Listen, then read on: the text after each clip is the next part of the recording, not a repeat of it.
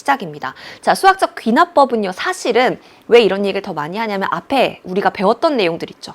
등차, 등비, 또 그쵸, 수열의 합, 시그마까지 쭉 달려왔습니다. 그 내용들을 전부 다 끌어안고 다시 한번 시작을 한다라고 생각하면 되겠습니다. 오늘은요, 수학적 귀납법 부분 안에서도요, 수열의 귀납적 정의라는 내용을 한번 같이 보도록 할게요.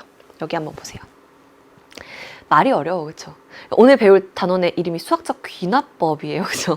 귀납법이라는 말도 쉽지 않아요, 그쵸? 수학적인 귀납법? 귀납법이 뭔데? 그것도 힘들잖아요, 그쵸? 거기에다가 오늘 배울 내용의 이름은 수열의 귀납적 정의입니다. 저 부분 내용 또한 여러분들한테 절대적으로 쉽지 않다는 걸 알고 있습니다. 이렇게 생각하면 돼요. 이웃하는 항들 사이의 관계. 요건 좀 괜찮을까? 귀납적 정의라고 한다는 말 자체를 여러분들 너무 거창하게 이해하려고 하지 않아도 괜찮아요. 지금까지의 수열을 잠깐만 떠올려 보면요. 등차 수열 어때요? 일정한 값을 공차를 더해가는 수열이었고요. 등비 수열은 일정한 수를 공비를 곱해가는 수열이었습니다. 그렇죠? 그런 특징적인 등차, 등비 수열도 배웠고요. 그렇지 않은 수열들에 대해서도 뭐 수열의 합을 이용해서도 배우고 그랬습니다. 자, 근데 요거는 대부분은 지금까지는 일반항이라는 걸 구했죠. 그렇죠? n번째 항에서 어떤 일이 벌어지는지를 우리가 배웠단 말이에요. 그렇죠? 오늘은 조금 색다르게 가볼게요. 자, 우리한테도 익숙한 수열입니다. 요 형태 한번 보세요. 이거 뭐지? 1이 있고 마이너스 1 있고 1이 있고 마이너스 1 있고 1이 있고 마이너스 1 있고 이런 수열은 뭐라고 하면 될까요? 그렇죠? 1과 마이너스 1이 반복되는 수열입니다. 좋아요. 근데 우리가 얘기했던 등차나 등비로 이야기를 한다면 어떤 식으로 표현하면 좋을까? 네, 보니까 여기서 여기까지 마이너스 1을 어떻게 했어? 곱했어요. 또 그 다음도 마이너스 1을 곱했어요. 그 다음도 마이너스 1을 곱했어요. 이렇게 표현하면 어때요? 등비 수열이 돼요. 공비가 얼마인? 마이너스 1인. 자, 지금까지 우리가 얘기했던 걸로 간다면 얘는 등비고요. 등비 수열의 일반 항을 표현하고 싶다면 AN으로 표현하죠. n번째 항, 이걸 표현하고 싶다면 어떻게 표현을 했냐면 지금까지는 첫째 항이랑 공비를 이용을 했어요. 첫째 항이 1이에요. 첫째 항 곱하기 공비의 n-1제곱 이런 식으로 표현했어요. 맞아요? 맞아요. 그러면 이 수열 뭐라고 하면 되겠어? 그치? 마이너스 1에 n-1제곱이라고 표현하면 되겠네. 좋아. 지금까지 했던 등비 수열의 정의를 이용해갖고 표현을 할 수도 있었는데요. 이걸 살짝 다르게 표현해 볼게요. 좋은 표현이었어요. 그쵸? 근데 새로운 표현을 하나 더 배우자고. 이웃하는 항들 사이의 관계를 봅시다. 이웃하는 항. 항들의 관계. 이웃하는 항들 사이의 관계입니다. 그러니까 앞에 있는 항과 뒤에 있는 항 또는 앞에 있는 항, 뒤에 있는 항 어쨌든 간에 그 이웃하는 뭐 세 개의 항이어도 좋고요. 여러분이 문제에 따라 다르겠죠. 수열마다. 요 수열은요. 잘 생각해 보니까 되게 간단해. 앞에 있는 항에다가 얼마를 곱하고 있죠? 마이너스 1을 곱하면 뒤에 있는 항이 나와요. 그쵸? 국어로 표현하자면 그런 거잖아. 그걸 있어 보이게 표현을 한번 해봅시다. 앞에 있는 항, 뒤에 있는 항이라는 말을 살짝만 바꿔서 일반적으로 표현할 수 있는 걸로 살짝만 바꾸면 어떤 표현이 가능하냐면 우리가 일반적으로 이제 n번째 항에 대한 이야기를 많이 하잖아요. a-n번째 항. 자, 이 a-n번째 항을 기준으로 얘 다음 항이라고 하면 뭐라고 표현하면 좋냐면 n 플러스 1번째 항이라고 표현을 하면 좋아요. 그쵸? 자, 여기서 질문이 하나 있습니다. 아예 an-1번째라고 해도 되잖아요. 얘 다음 얘, 그 다음 얘. 좋아요. 좋은 표현이긴 한데요. 주의하실 점은 있죠. 우리가 수열을 이야기할 때 n은 자연수거든. 그쵸? 그럼 그냥 얘를 써버리면 어떤 일이 벌어져요?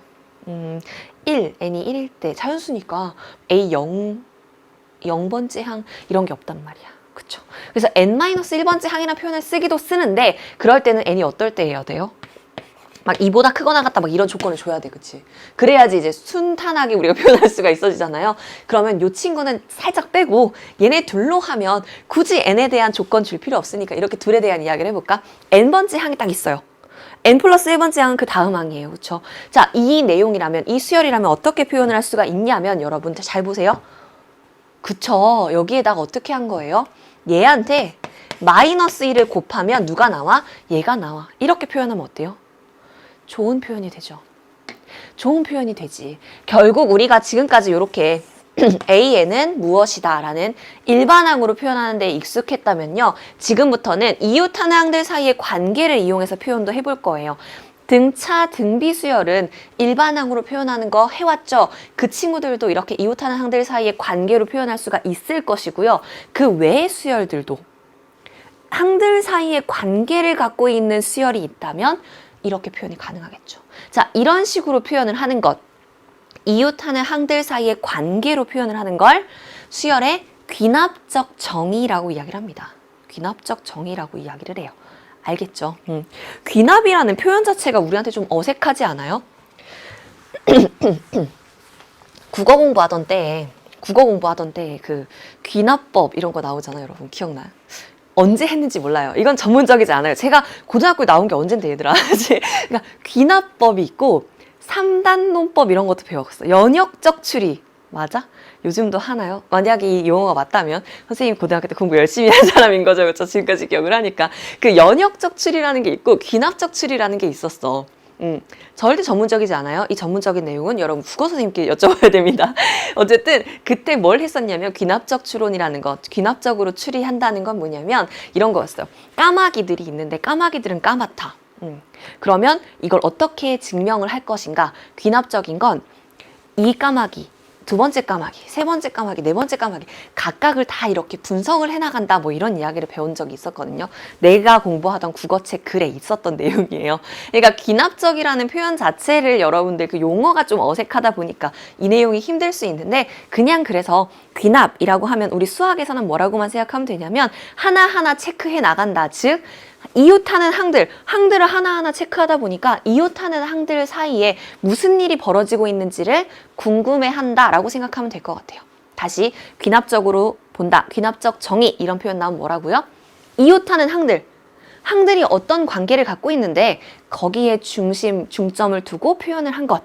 괜찮아요? 그렇게 용어를 바꿔서 생각을 하도록 할게요. 됐죠? 자, 그래서 지금 나와 있습니다. 수열 AN을 뭐라고요? 이웃하는 항들 사이의 관계식으로 나타낸다. 자, 중요한 게 한 가지가 더 있어요. 아까 전에 제가 이웃하는 항들 사이의 관계로 표현을 하면 얘가 이렇게 돼 라고 이야기를 했었죠. 맞아. 근데 중요한 표현이 한 개 더 있어요. 이웃하는 항들 사이의 관계만을 보인 것인데 시작이 누구였냐면 1을 기준으로 시작하고 그 다음 마이너스 1, 1, 마이너스 1 이렇게 갔어. 그쵸? 자, 마이너스 1을 곱한다는 이웃하는 항들 사이의 관계만을 보여주면요. 굳이 이 수열이 아니라 무엇일 수도 있어? 얘도 어때요? 아무 문제 없이 이 지금 수열의 귀납적인 표현에 맞아 들어갑니다. 그러니까 내가 원하는 정확히 요 수열이라는 걸 표현하기 위해선 누가 또 필요해요? 첫째 항. 그쵸? 첫째 항. 어쨌든 간에 시작이 되는 어떠한 항. 뭐 두 번째 항을 알려줘도 좋아. 두 번째 항을 알려주면 어때요? 두 번째 항이 마이너스 1이야. 앞에 무언가에 마이너스 1을 곱해서 마이너스 1이 됐어. 그럼 1인 거 추론할 수 있잖아요. 자, 어쨌든 간에 그러니까 어떤 거? 항에 대한 것이 나와야 되겠죠. 시작이 되는 항. 그쵸? 그 중심이 되는 항. 첫째 항을 주로 많이 줄 겁니다. 처음에 들어가는 항에 대한 정보, 그리고 항들 사이의 관계를 알려주면 그 이후에 나오는 모든 수열의 항들을 우리가 다 추론해 나갈 수가 있죠. 이게 뭐라고요? 귀납적으로 정의한 것입니다. 수열의 귀납적 정의. 이해돼요? 이렇게 생각을 해주면 될 것 같아요.